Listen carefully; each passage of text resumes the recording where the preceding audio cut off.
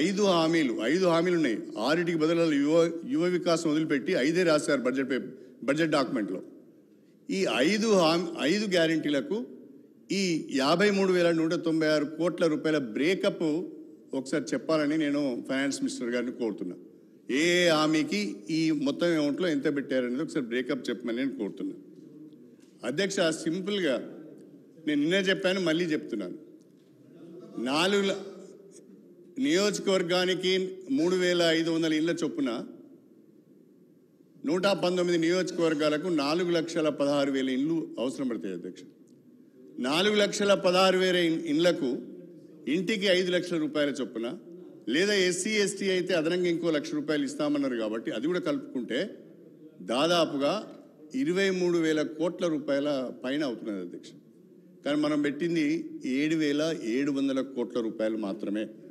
దీన్ని ఏ రకంగా ఇందిరమ్మ ఇండ్లను మీరు ఏ రకంగా పూర్తి చేయబోతున్నారని అడుగుతున్నా. నేను అడిగేది ఏంటి అంటే, బడ్జెట్ తక్కువ పెట్టారు, వీలైతే మీ అప్రాప్రియేషన్లో కొంచెం ఎక్కువ పెడితే మీరు అనుకున్న ఇందిరమ్మ ఇండ్లు అందరికి వచ్చే అవకాశం ఉంటుందని మాత్రం నేను చెప్పదలుచుకున్నాను. అదేవిధంగా అధ్యక్ష, ప్రధానంగా మా సోదరులు బట్టి విక్రమార్క గారు డిప్యూటీ సీఎం అయ్యారు, ఫైనాన్స్ మినిస్టర్ కూడా అయ్యారు. కాబట్టి కాంగ్రెస్ పార్టీ మేనిఫెస్టోలో పొందుపరిచిన విధంగా డాక్టర్ బిఆర్ అంబేద్కర్ గారి అభయహస్తం ఎస్సీ ఎస్టీలకు సంబంధించి ప్రతి ఒక్కరికి 12 లక్షల రూపాయల చొప్పున ఆర్థిక సాయం చేస్తామన్నారు. తప్పకుండా బట్టి విక్రమార్క గారు ఫైనాన్స్ మినిస్టరే కాకుండా దళిత సామాజిక వర్గానికి చెందిన వ్యక్తి కాబట్టి మా పట్ల, లేకుంటే ఈ వర్గాల పట్ల తప్పకుండా ప్రేమ ఉంటుంది, బడ్జెట్ ఉంటుందని అనుకున్నాను. కానీ ఎక్కడ కూడా మీ డాక్యుమెంట్లో చెప్పమ్మా, సార్ని అడగండి.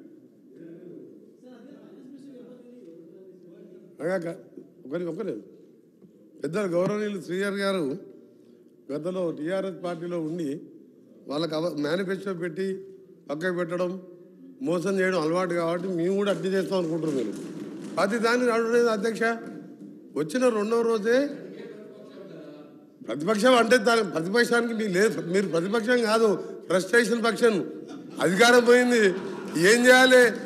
వాడు అంటున్నాడు, మా రేవంత్ రెడ్డి గారు కాదు, మన హరీష్ రావు గారు అంటున్నారు నేనే సీఎం అయితే అని. అంటే కొంచెం ప్రాబ్లం వచ్చింది అంతే వీళ్ళకి. దానికి మనం ఏం చేయలేము, ఇక దాన్ని ఎవరేం చేయలేరు. ఇక దేవుడు కూడా కాపాడలేడు. ఒక్క నిమిషం సార్, దేవుడు కూడా కాపాడలేరు వీళ్ళని, దేవుడు కూడా కాపాడలేడు. రాక నలవటకు వచ్చింది అధ్యక్ష. మన వర్షాలు లేక ఇబ్బంది పడుతున్నాం, మంచినీళ్ళు లేవు. జగన్మోహన్ రెడ్డి బిర్యానీ తినిపించిండు, రాసిచ్చిండు. వస్తా అధ్యక్ష, వస్తా వీళ్ళు ఎమ్మెల్యే అధ్యక్ష. ఎంత ఐరన్ లేక అంటే వీళ్ళ పార్టీ వస్తా పాప 38 ఏళ్ళ ఓంకువాడు సార్. 2 చిన్నపిల్లలు మస్తెక్కి హైదరాబాద్కి కార్లలో దోసుకున్న సొమ్ముతో ర్యాలీ తీసుకొని హైదరాబాద్కి వచ్చి ఆ ఎమ్మెల్యే ఆగో చెప్తా మీ చరిత్ర సార్. కృష్ణానీలే సార్, నల్గొండల మంది లేక, నల్గొండల మంది లేదు సార్ వీళ్ళకు. నల్గొండల ప్రజలు చీదరించారు, నల్గొండ ప్రజలు టీఆర్ఎస్ బహిష్కరించారు. హైదరాబాద్కి వెళ్ళి రౌడీల కార్లు వేస్తే సార్ ఆ ఓంకాడు చనిపోతే సార్, ఓంకాడు చనిపోయింది సార్.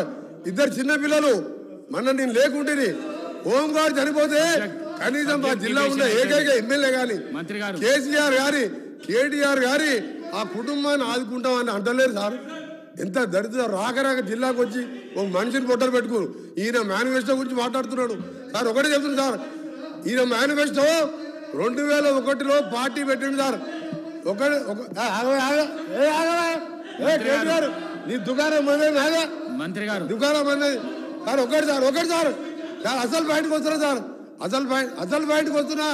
అరే మీ చరిత్ర చెప్తా సార్. 2001లో సార్ కేసీఆర్ గారు పార్టీ పెట్టిండు సార్. పార్టీ పెట్టినప్పుడు ఏం చెప్పిండు సార్, ఈ రాష్ట్రానికి మొదటి ముఖ్యమంత్రి దళితుడే. కేసీఆర్ మాట అంటే మాటే, ఆ మాటకి కాకుండా నా తల తీసుకుంటా అన్నాడు. తల ఉందా సార్ కేసీఆర్ది?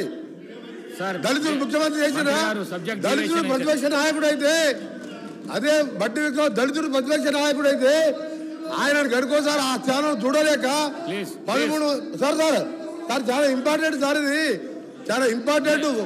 మేనిఫెస్టో గురించి మాట్లాడినప్పుడు మేము మాట్లాడాలి సార్.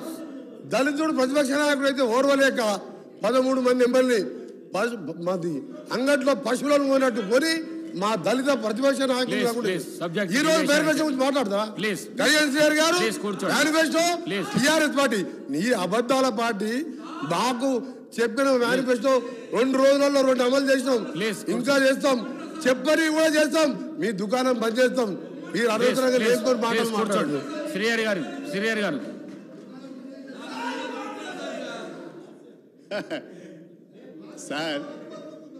సార్ ఇప్పుడు మీకు అర్థమై ఉంటుంది సార్, మా ముఖ్యమంత్రి గారికి కూడా అర్థమై ఉంటుంది ఎవరు ఫ్రస్ట్రేషన్లో ఉన్నారు అనేది.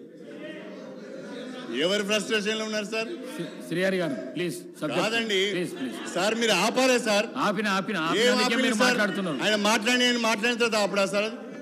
అరే ఒక మంత్రి సార్, ఒక మంత్రి గారు మస్తు ఏంది సార్, మస్తు ఎక్కిందని మాట్లాడింది సార్. ఒక మంత్రి గారు శాసనసభలో మాట్లాడవలసిన భాషనేనా సార్ అది?